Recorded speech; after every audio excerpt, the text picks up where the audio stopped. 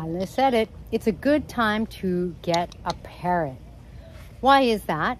What kind of parrot is a good parrot to get, and where is a good place to get a parrot? I heard something. I was wondering if it was an iguana.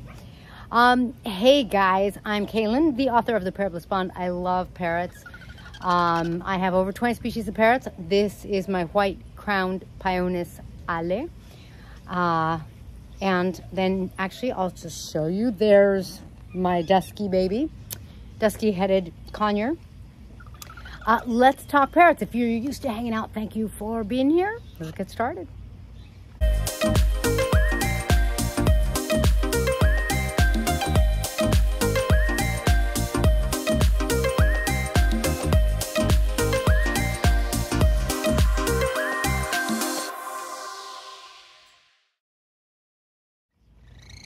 So it's a good time to get a parrot. Why? Well, I noticed on the news they were saying that I think they're starting to decide that we are in a recession, or like a recession's coming, like we're in the process of, I mean, you know, but they're like, people are still spending their money because with the pandemic, this is the first year that people have gotten to go on a vacation. And so people are like, just going. And so they're spending money. See, Ale agrees with me. They are spending money, and a lot of people are out on vacation. If you're at home, that means that, A, you're not on vacation. And that's kind of a joke. But it means that right now, we're still in parrot season, meaning that babies are born basically during the spring into early summer. So they hatch, parrot babies hatch, but then it takes 2, 3, 4 months for them to wean and to be able to go home with you. You know, in other words, before that, they're being hand-fed, right? So they're still babies right now. Come October, November, they really disappear, maybe even September, because now there's not new babies coming in. The birds that are in a pet store, for example, if they, you know, they get bought.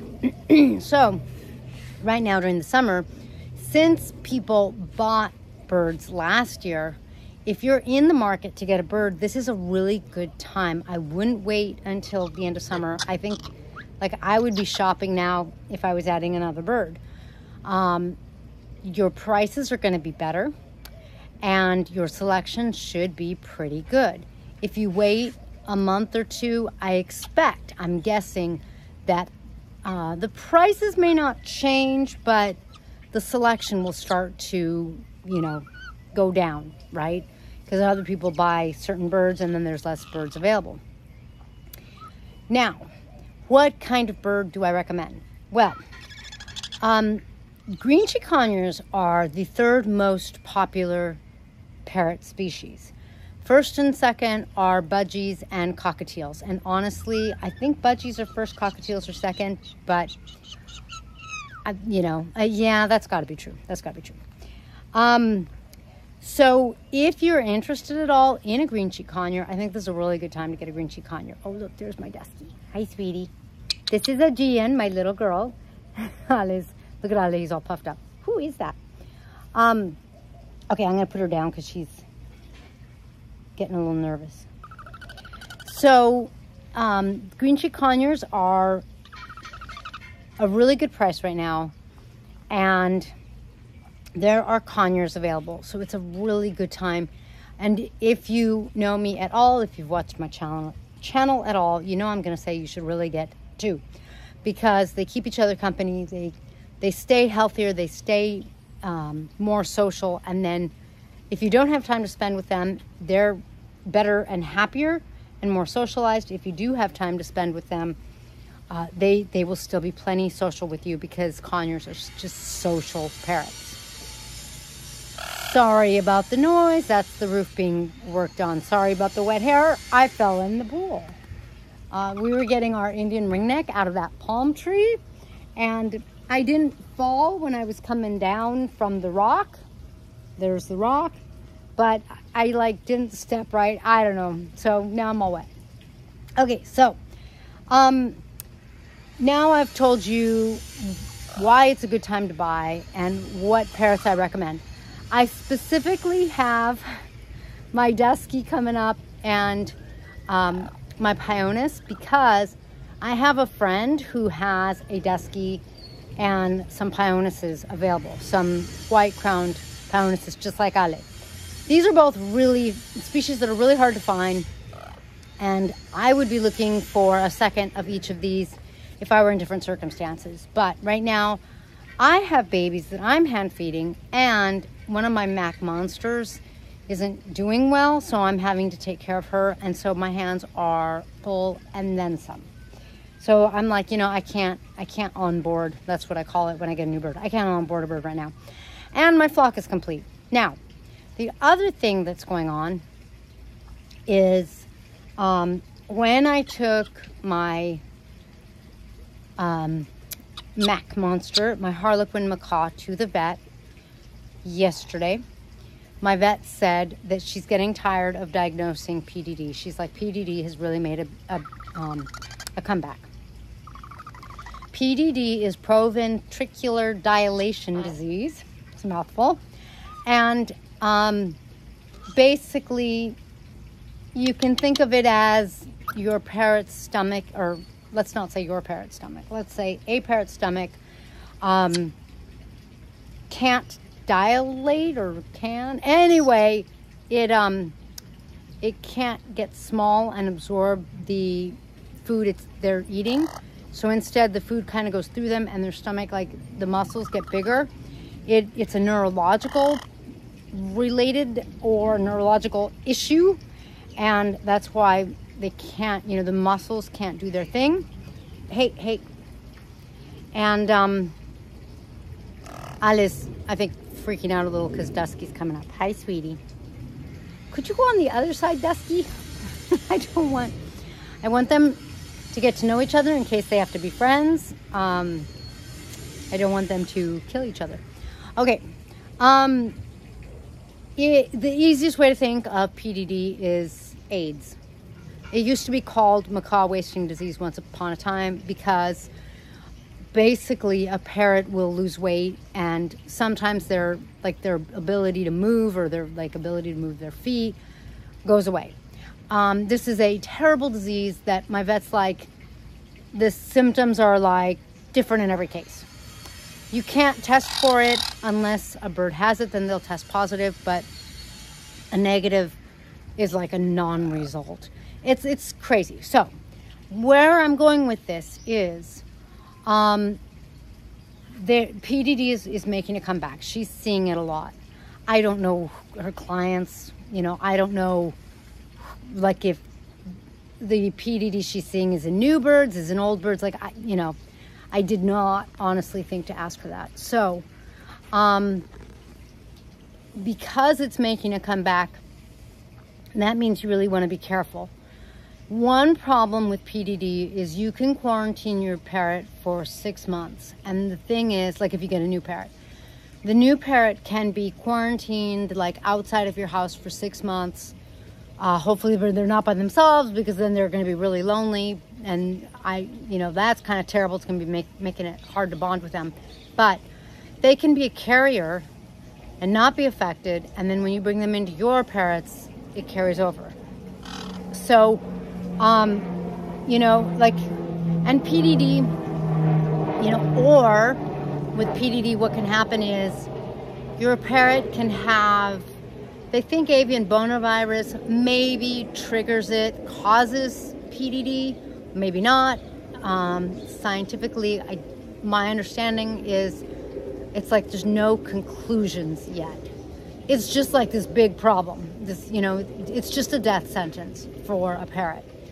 So your parrot can be totally fine, but then when they get stressed out, or let's say the weather really changes and they get really cold or something, there's a significant change for them, they can't handle it, and then the PDD pops up.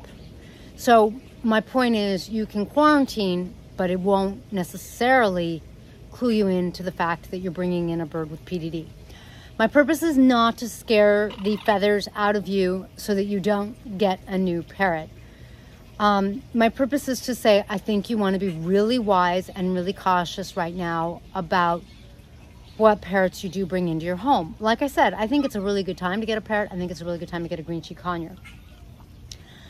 Currently, my vet was able to give me a list of 50 species of parrots that have had or have been reported to have PDD. Now, that list is clearly outdated. Basically, budgies, they know cannot or don't get PDD. I do not know if they can carry it or not, but if you're getting a budgie, or if you have a budgie, I think you're safe. Like, I wouldn't worry if I had budgies or if I was getting a budgie.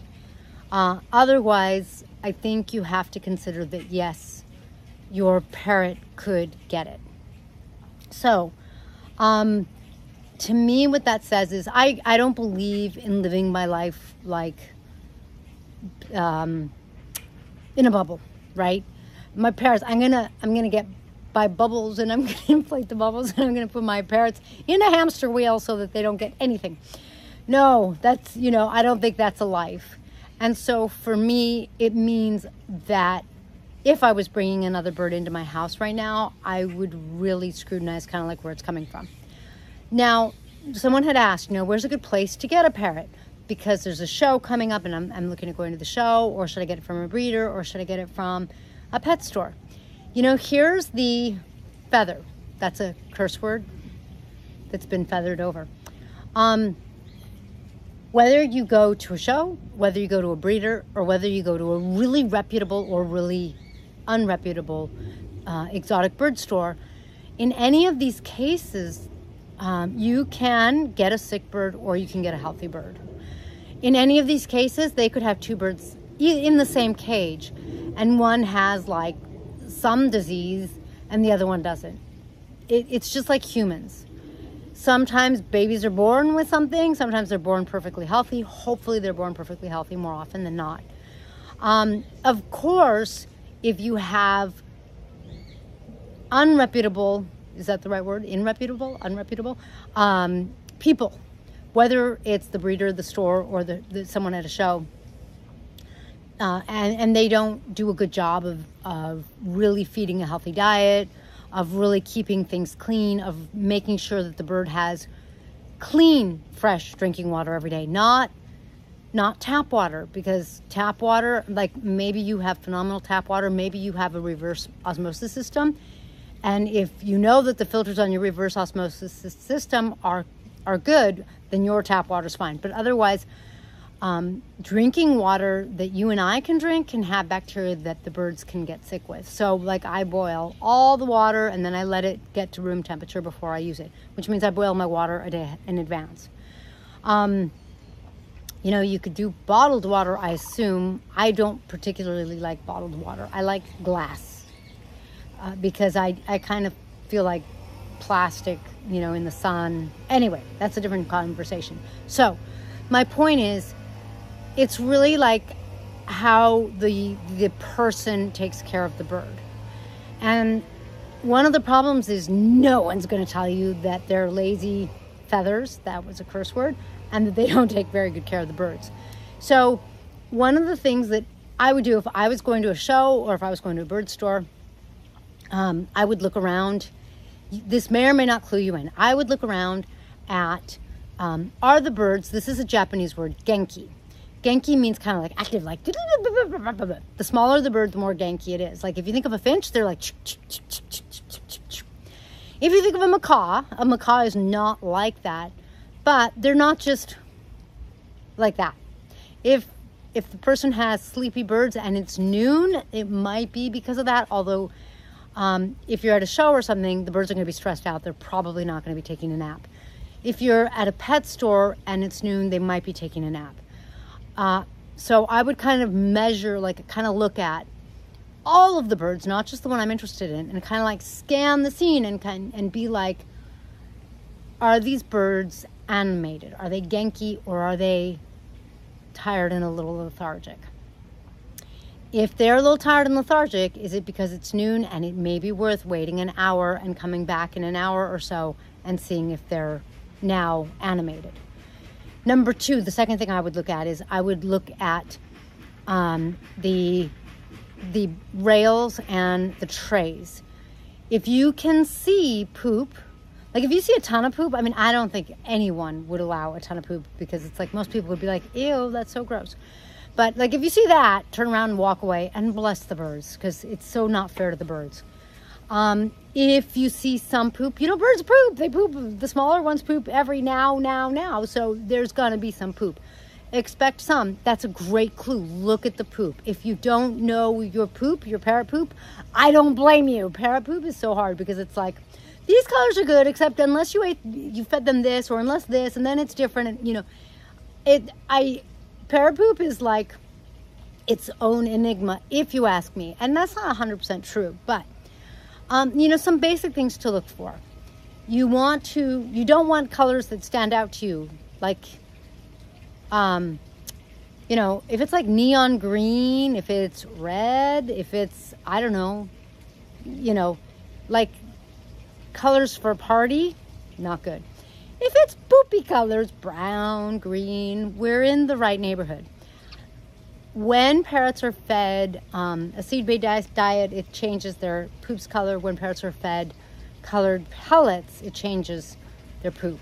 So you might get some colors that I think would be at a party, but it might be because they have colored pellets. Look to see what they're being fed. If they're being fed like seeds, I would be like, what have you fed these parrots? And, you know, you can ask, and who knows whether or not you could trust the answer, but I don't prefer when a parrot has only been fed seeds. That is like a child only been fed French fries. It doesn't really work for me.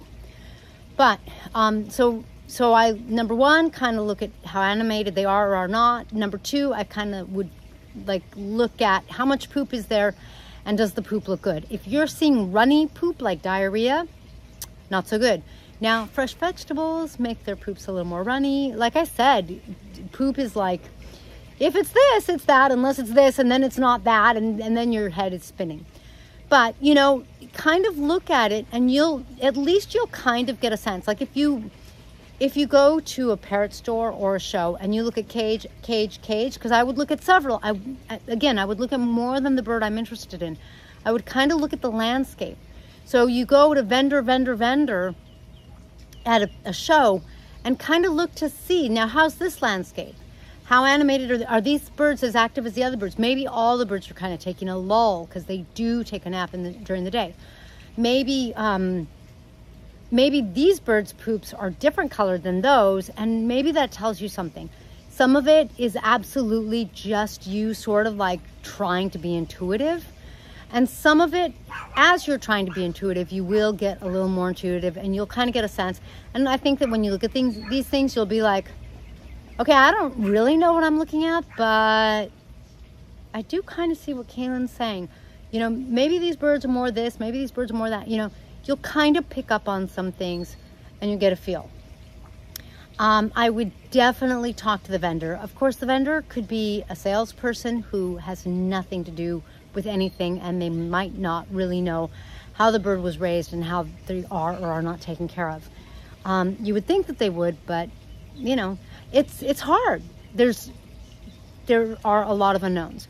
So if I was adding a member to my flock, I would look for these things because these are the clues that are going to help me at least make a better choice, sort of more of an educated choice, a wiser choice, so that I would increase my chances of getting a healthy parrot. Because, you know, if you're not familiar with my channel, one of the things I always say is to create that blissful bond with your parrot has to be healthy. Unhealthy parrot is a grumpy parrot, just like you and me. When we don't feel good, we're just not as happy-go-lucky and animated and friendly. We're tired, we want to curl up and like watch something or read something or whatever. So you want that healthy parrot if you want a nice bond. All right, thank you for joining me in this video that has gotten way too long. I hope you stuck with me to the end, and I hope it really helps you in looking for a wonderful companion, because parrots are one of the best companions, if you ask me.